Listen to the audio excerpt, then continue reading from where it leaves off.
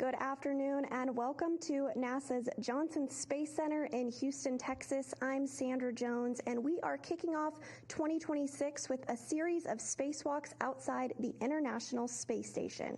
Here to discuss today's spacewalks, we have three briefers. They are Bill Spetch, the Operations Integration Manager for the International Space Station, Diana Trujillo, who is a flight director, as well as Heidi Brewer, who is a flight director as well.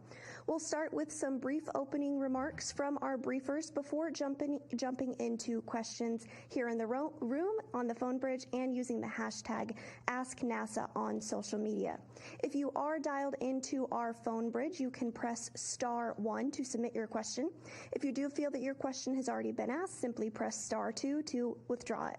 And if you are on social media, you can use the hashtag AskNASA to submit your questions on our various social media platforms. So without further ado, I'll hand it over to Bill for his opening remarks. All right. Thank you, Sandra. And thank you all for joining us today to discuss these two upcoming spacewalks outside the ISS. These will be the first two spacewalks for Expedition 74, the first of 2026, and the 278th and 279th in support of the International Space Station's assembly, maintenance, and upgrades. The first EVA on Thursday, January 8th, NASA astronauts Mike Fincke and Zena Cardman will exit the station's Quest airlock to finish the prep for the 2A power channel for our future rollout solar arrays, or IROSAs as we call them. Once installed, that array will provide additional power generation for the ISS. Additionally, the duo will swab the outside of the ISS again to test for microbes in our microorganisms experiment campaign. This will be Zena's first spacewalk and Mike's 10th. Mike will become the 6th U.S. astronaut with 10 spacewalks done. And Mike has totaled over 48 hours, over 2 days outside the ISS. On the second EVA, on Thursday, January 15th, two NASA astronauts will replace a high-definition camera on camera port 3, install a new planar reflector on the Harmony module's forward port, and relocate a set of ammonia jumpers, which are flexible hose assembly that connects parts of our thermal system, along with some other jumpers on the station's S6 and S4 truss. That fluid system jumper will enable us to refill some of the outboard thermal system ammonia later on. Beyond those spacewalks, we have an incredibly busy start to the new year. As soon as we finish off that EVA on the 15th, we'll move right into another reboost of the space station on January 16th using the SpaceX 33 capsule. This will be the final reboost using that capsule's boost trunk capability. We'll then quickly move into packing up that Dragon in prep for having it undock from ISS on January 21st. Reminder that SpaceX 33 delivered more than 5,000 pounds of supplies and research to ISS. Then there's no rest for us. As we go from that, we'll have to pack up the HTVX vehicle that is also still on board. We will get that packed and targeting unberth and release of that spacecraft in late January. Right now we're targeting January 27th for the unberth and January 28th for the release. The reason there's a split there is there's some experiments that we're doing with the actual HTVX, looking at those sensors and looking at the reflectors on the front of the station to support a future demonstration that they want to do with the HTVX vehicle. HTVX arrived carrying 4.4 tons of supplies and research to the ISS. And then we're looking forward to the launch of NASA's SpaceX Crew 12 in February. That'll send astronauts Jessica Meir, Jack Hathaway to the station, along with ESA astronauts Sophie Ardno and Roscosmos cosmonaut Andrei Fadeev. This will be the second flight for both Jessica and Andrei, and Sophie and Jack's first flights each. The launch is targeted for February 15th today. We continue to celebrate, as we go here, the International Space Station's 25 years of continuous human presence. We're advancing scientific knowledge and demonstrating new technologies that enable us to prepare for human exploration of the moon as we prepare for Mars. Station's design requires humans living on board to maintain, operate, and upgrade it. So these commercial crew missions that come up, as we talked about with that, are very important to the mission. As you can see, we have to do some maintenance outside too, so we'll be going out and doing some spacewalks. given the proximity of the holidays, I want to send a special thank you to the entire team that supported the development work associated with these spacewalks, all the preparation work that has gone into it, as much of that occurred over the holiday season, and the team's dedication always amazes me, and we are ready to go for these upcoming spacewalks. For more details, I'll hand it over to our flight directors. For the first EVA, Deanna. Great, thank you, Bill. Today I'm going to talk to you guys about EVA 94. As Bill just said, we are very grateful and very excited to be doing this EVA, and grateful to the team who has been working so hard to get us to this stage through the holidays. We will start with the team, so we could please go ahead and cue up the slide. Okay, our first slide will be the team as you can see it here. We got Farouk will be our EVA flight controller lead. At the same time, we have two of our astronauts. The first astronaut going out, which is with the red stripes, is Mike, just as Bill mentioned, and then Zena will be our second astronaut. If we can please go ahead and, perfect, thank you. So there he goes, you got the pictures of them. Let's go for the next slide, please. And the next slide, please. Okay, so to talk about really what we're going to do here, if you can cue the next one as well. Excellent, thank you. All right, so if we look at the station itself and we take a giant step back, the location where we're gonna go do these activities today, actually on January 8th, is on the 2 Alpha area, which is the port side of the space station. So we're gonna come out of the airlock and we're gonna translate to the 2 Alpha port side of the station, where we will go over a few items. One of them is our primary activities, the modification kit, which, as Bill mentioned, is a structure that's going to be holding the solar arrays themselves. We will also have, perfect, that's a slide where you can see the modification kit. What we're going to do with the modification kit here is we're going to put 3 of the struts, the color struts that you see, the blue, the red, and the green one. As we are assembling that, it will take us about 4 hours and a half to complete that activity in a nominal case. And then after that, one of our astronauts, in this case Mike, will move to another activity, which it will be a jumper cable activity. The jumper cable activity will be an installation that we're going to have to increase our redundancy on our power system. In addition to that, that's great, that's a good image. So as you can see on the right side of the station, there's a few activities that are listed there. 2 Alpha mud kit on the right side of the image, then you will see the DDCU cable, which is the second ellipse in the image, and then after that, you'll see that Zena will be also working in parallel to Mike on the torque resets. What that means really is that Zena is going to go to the boxes that you see in here on the bigger ellipse. She's going to undo the torque of a few boxes that we have in there, which are our battery boxes, and then redo the torque at a lower value. The intent there with that is to position us or put us into an advantaged position so that in the future, if needed, robotic operations can come in and remove the boxes. By her changing the torque value, it will enable those operations. Once we complete everything in the port side, what we're going to do then is to now return to the airlock. At the airlock itself, we will be doing 5 samples of the microorganisms. So let's go over that. Thanks for putting that up. For the microorganisms, just like Bill mentioned, we will be swabbing 5 different locations, all of them at the airlock area. The first image that you see on the right of the slide from me is a swabbing right at the edge of the airlock door, the hatch itself. Then we're also going to do a swab on the cover of the hatch itself as well, and then we're going to swab as well the glove. Those are 3 samples that I'm showing you there, but we're going to double some of them, which is why it accounts up to 5.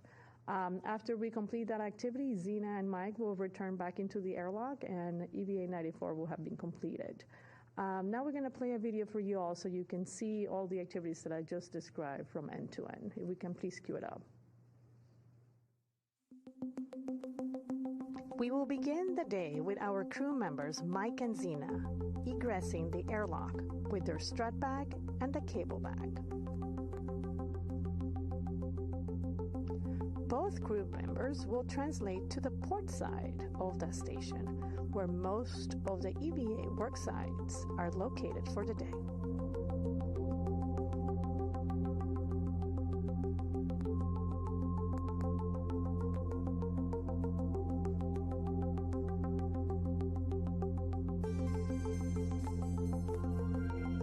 The crew will begin with the installation of the modification kit or mod kit, which consists of 3 struts and several bolts on each side of the BGA.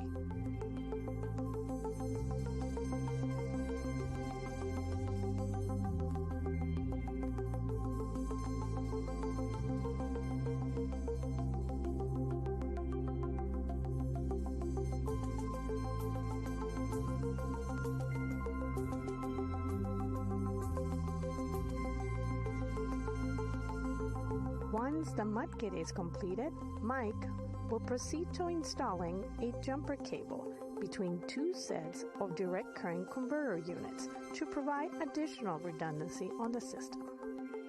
In parallel to that activity, Zena will translate to the port solar array and take pictures of the race ring to capture its current state.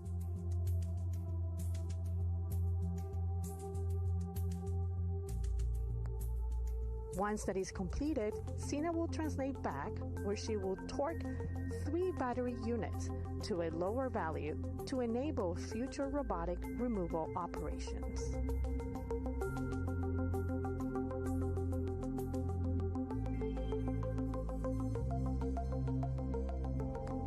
To conclude our EVA, both crew members will translate back to the airlock, and right before they ingress, Zena will collect 5 samples of the nearby surfaces in support of the microorganisms activity.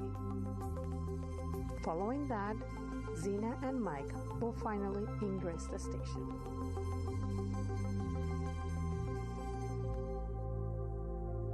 And this will conclude our EVA number 94.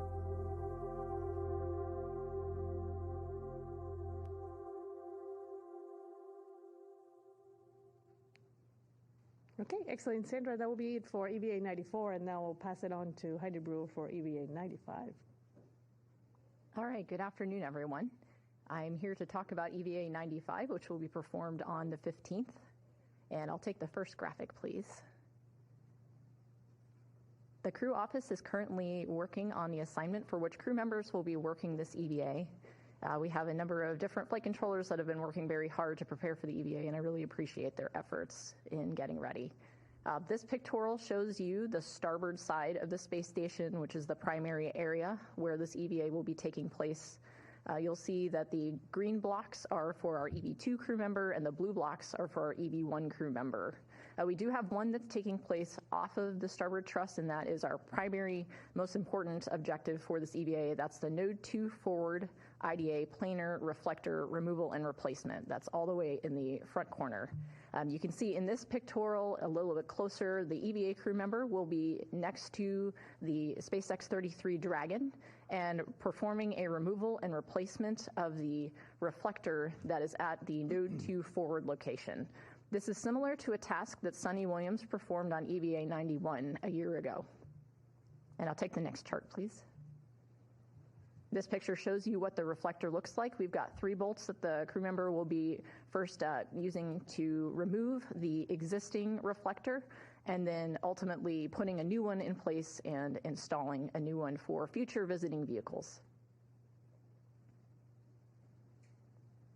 Moving on to our additional activities for this EVA, we have thermal jumper relocation and power jumper installations. For the thermal jumper relocation, you can see the image at the bottom shows 3 different relocations of jumpers for jumpers that will be installed for upcoming EVA tasks. And this, as Bill mentioned, is in support of performing a refill of the photovoltaic thermal control system 1 Bravo radiator.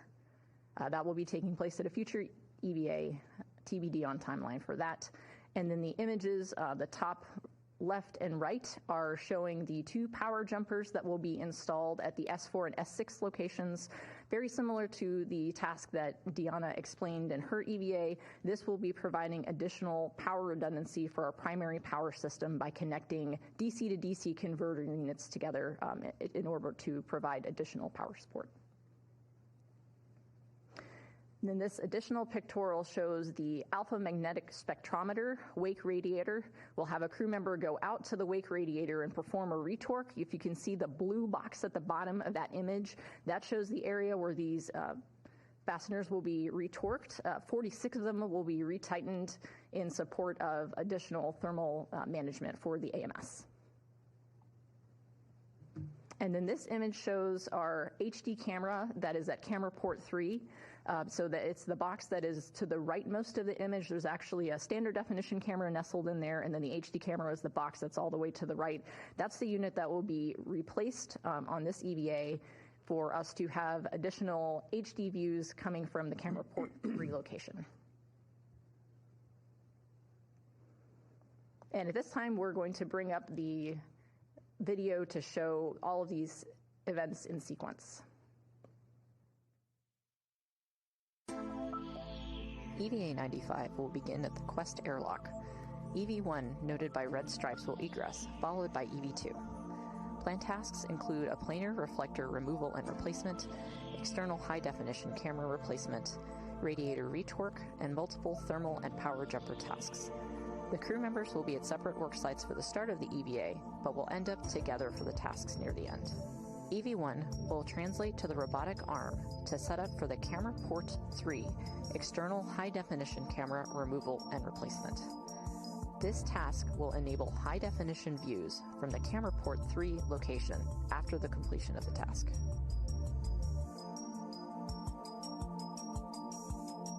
Meanwhile, EV2 will begin translating to the Node 2 forward port for the planar reflector removal and replacement. This is the highest priority task for EVA 95.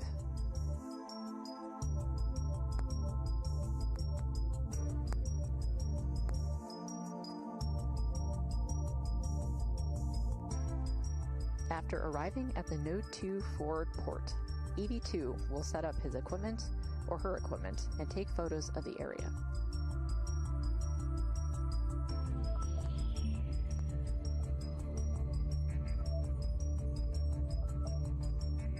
EV2 will then remove the existing planar reflector and install the new one. This task is similar to what NASA astronaut Sunny Williams performed on US EVA 91 at the Node 2 Zenith port. The reflector is held in place with 3 bolts.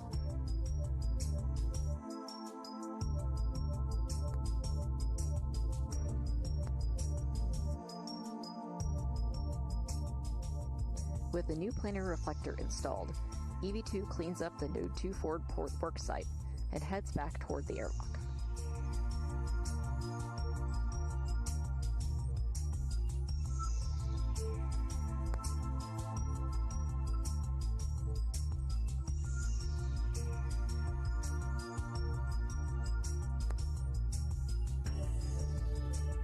Back over to EV1. Our crew member is now at camera port 3 worksite and is setting up equipment.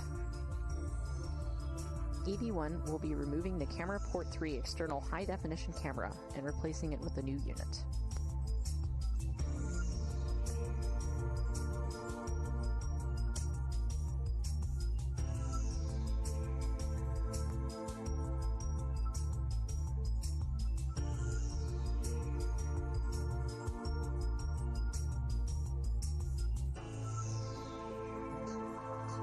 With the camera replacement complete, EV1 returns to the airlock to stow the old camera.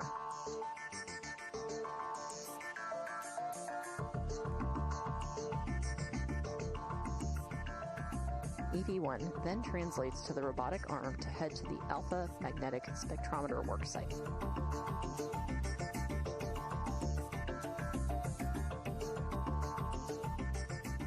Back over to EV2. EV2 is retrieving the early ammonia servicer jumper from the Zenith airlock and translating to the S6 worksite.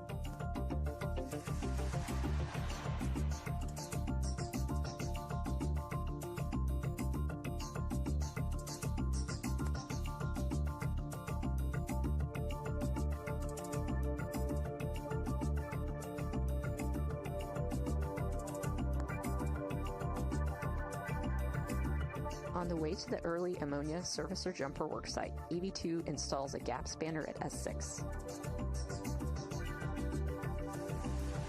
EV2 then performs the early ammonia servicer jumper task.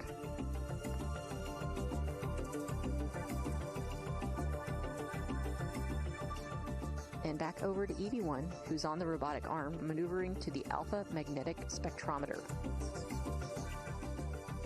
EV1 is retorquing 46 bolts on the alpha magnetic spectrometer wake radiator.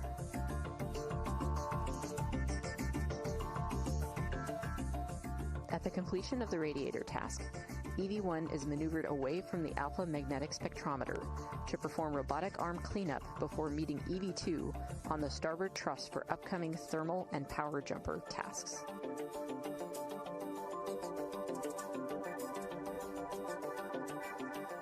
Back to EV2. With the early ammonia servicer jumper task complete, EV2 moves along to perform the S6 DC to DC converter unit jumper install. This task will increase primary power system fault tolerance. And with EV1 is now translating outboard to the S5, S6 truss.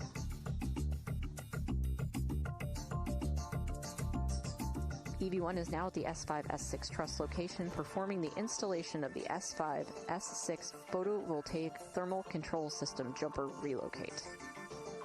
And similarly, EV2 is now at the S4, S5 location, performing the installation of the S4, S5 photovoltaic thermal control system jumper relocate. These jumper relocations are in preparation for a future EVA task to perform a refill of the photovoltaic thermal control system 1 Bravo radiator. EV1 then heads for the last planned task, the S4 DC to DC converter unit jumper install. Similar to EV2's S6 power jumper install, this task at S4 will increase the primary power system fault tolerance.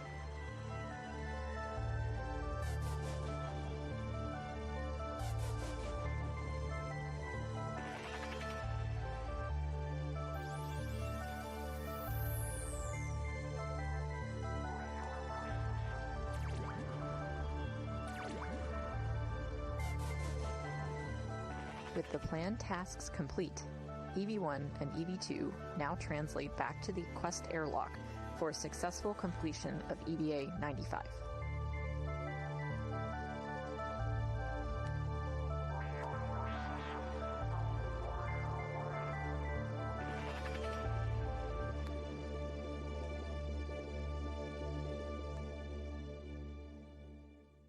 And thank you to our briefers for those opening remarks. We will go ahead and jump into questions at this point. We'll have questions on our phone bridge. As a reminder, please press *1 to submit your question. Once your name is called, you can state your name, affiliation, and to whom you'd like to direct your question. We'll also be taking questions here in the room and using the hashtag AskNASA on social media. So starting off here in the room, go ahead, Mark. Oh, thank you very much. Mark Carreau with Aviation Week and Space Technology. If I'm sort of recalling this right, there's a 7th and 8th total IROSAs that you want to install. So my question is, when will they launch either separately or together? And when would you like to be able to sort of finish up with both of these additional installations? And I might have a backup question. All right. Yeah, we are. So we are looking for later this year to launch the 2 new IROSA solar arrays. So we have this mod kit to complete, and then we have one more to do.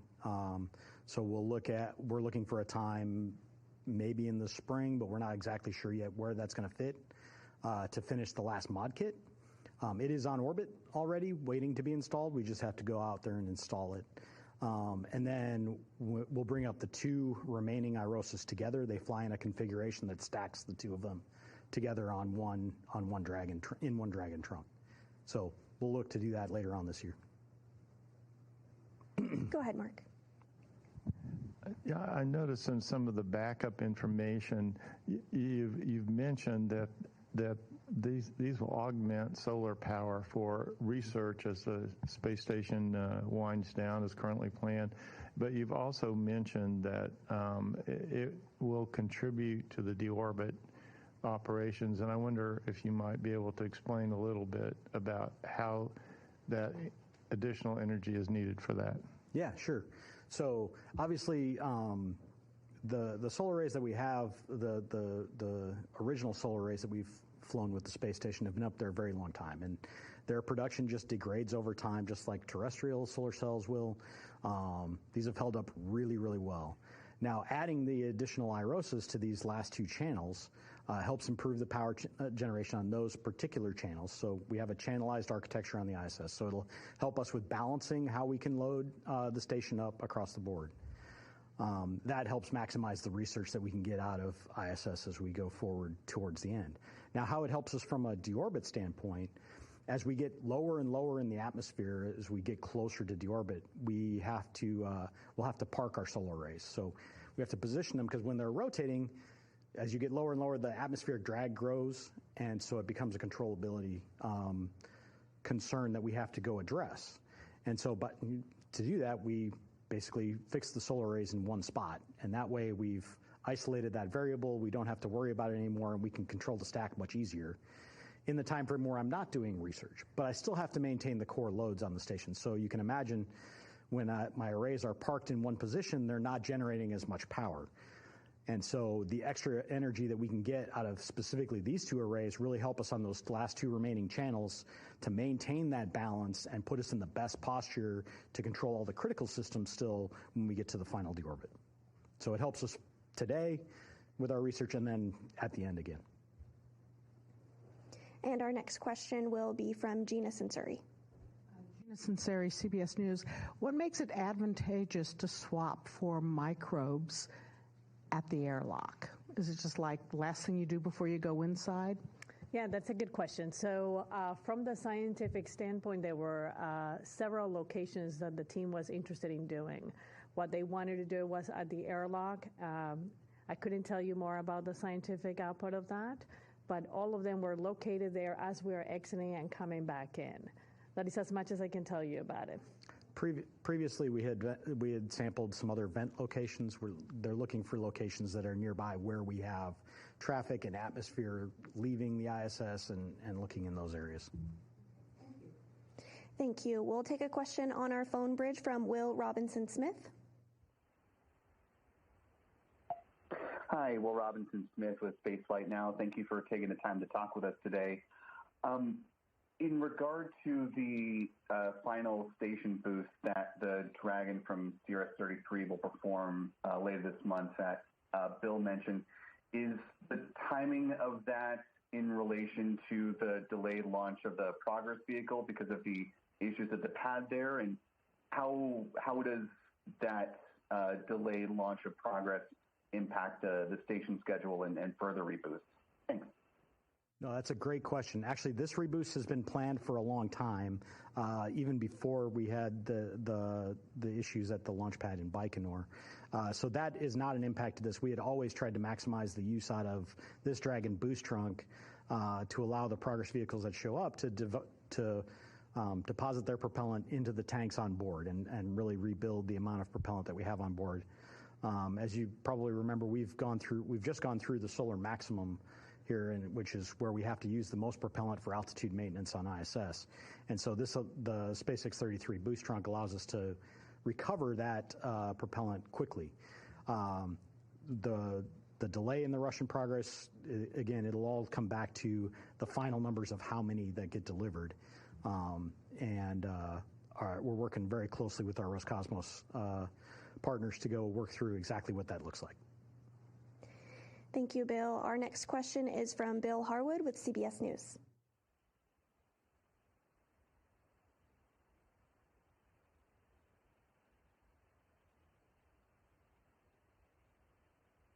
If you're talking, we're not able to hear you. Well, I'd have to unmute, wouldn't I? There you go. Bill Harwood, CBS. Two quick questions for me. The retroreflector that's being swapped out, is there something wrong with it? I mean, has it got thruster residue on it or something that's making it less efficient? And second, and this is following Mark Carreau's question, looking ahead to ISS deorbit, is any of the work on both of these EVAs, any of the power or thermal jumpers, et cetera, does any of that have anything to do with ISS deorbit, or is this all work you would have done anyway? Thanks. Two great questions. So, as with the previous reflector that we replaced, this one is also seeing some amount of degradation in the amount of return that you get from the sensors. So it's an optical reflector. So we have seen some degradation on it. It's not to the point where it's not working, but you've had to basically boost the power on the systems that use it to about their maximum to get out of it. So now's the time to go replace it. It just happens over time as you build up, whether it be from UV, there are materials that get deposited from spacecraft coming and going, like you said, thruster products, potentially other off-gassing products that just come from spacecraft as they come up and dock to the ISS. This is right close to a docking port, so you can imagine it gets the full brunt of anything that off-gasses off of a vehicle, and that just builds up over time. On the EVA work, we talked about the IROSAs have a lot of utility for us, both in our nominal operations and for deorbit. The jumpers that we're doing have been get-ahead tasks for a long time. They add redundancy to our system so that we can recover activities quicker across our primary power system. Each channel is kind of separate in how it operates, and these allow us to cross-tie some of the systems within those channels to keep them operating in case of failure cases. It's obviously more desired in a case where once I get to the point where the ISS has been decrewed for the final deorbit, but it still helps us out today. Thank you. And as a reminder, you can submit your question using *1, but we will jump over and take a question from social media. This comes from Instagram, and the user wants to know, what do the astronauts do about food or water during a spacewalk? That's a great question. I will tell you that for EVA 94, the same for 95, and I'll look forward to what Heidi has to add, is for water itself, we go out with a bladder also inside where the crew members can actually sip water. So that will be with respect to it. For food, obviously, we are not able to actually provide food to the crew members themselves. However, as we're leading to the EVA, that is something that we keep in mind. They are certainly taking their meals before we are actually starting the prep to getting into the airlock where they fit their suit and start pressurizing to get out. But it's a great question because it's several hours. For example, on my case, my EVA, the max number of time that we go on the EVA is 6.5 hours. So during that whole time, we are only talking about water. And of course, when they come back, I'm sure they have their own meal and they have fun celebrating the end of their EVA. Heidi, would you like to add anything to it? Yes, one additional comment on that. The crew members do have a chance to practice this type of routine in the neutral buoyancy lab prior to flying. And so they are accustomed to this type of being without snacks, but having the water available to them. And they also are accustomed to working very hard for that duration and knowing when to take breaks and how to communicate with the ground so that we know that it's time to take a break so they can charge up and get ready for the next task. So the crew members are certainly ready for this and excited about it. And it's always fun to hear their stories once they're finished. Thank you. And we do have another social media question. This user on X wants to know, how does the crew train and prepare for spacewalks? I will start with that for EVA 94. It's a great question again. So Heidi just mentioned it, right? So one of the things that we do for the EVAs themselves is we train in the neutral buoyancy facility where there is this big giant pool that has the mock-up of the space station. The crew members will suit up, get into the pool and practice the activities that we're going to do. Sometimes we practice activities that are generic so that you can get the hang of the feel of the suit and the activities in general. And in our specific case, when the EVA gets assigned, then now we practice the actual activity that we're going to do with different crew members also, so we can see it from different angles and include the fact that we're talking about different humans and different instances.